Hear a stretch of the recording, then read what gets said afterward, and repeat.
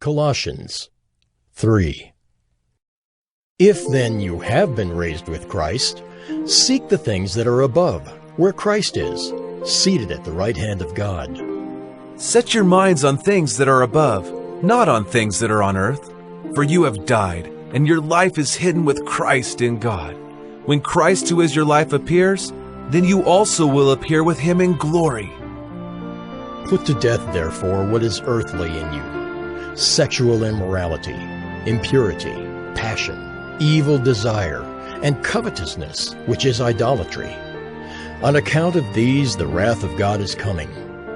In these you too once walked when you were living in them, but now you must put them all away: anger, wrath, malice, slander, and obscene talk from your mouth.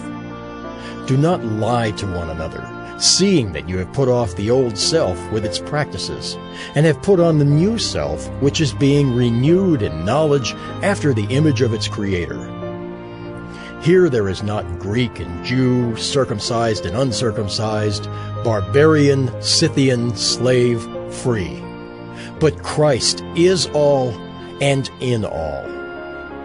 Put on then, as God's chosen ones, holy and beloved, compassionate hearts, kindness, humility, meekness, and patience, bearing with one another, and if one has a complaint against another, forgiving each other. As the Lord has forgiven you, so you also must forgive. And above all these, put on love, which binds everything together in perfect harmony. And let the peace of Christ rule in your hearts, to which indeed you were called in one body. And be thankful. Let the word of Christ dwell in you richly, teaching and admonishing one another in all wisdom, singing psalms and hymns and spiritual songs with thankfulness in your hearts to God.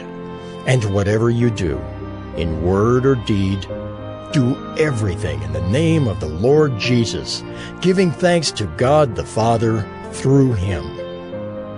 Wives, submit to your husbands, as is fitting in the Lord. Husbands, love your wives, and do not be harsh with them. Children, obey your parents in everything, for this pleases the Lord. Fathers, do not provoke your children, lest they become discouraged.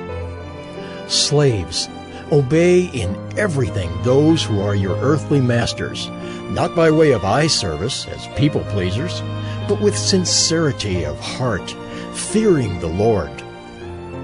Whatever you do, work heartily, as for the Lord and not for men, knowing that from the Lord you will receive the inheritance as your reward. You are serving the Lord Christ.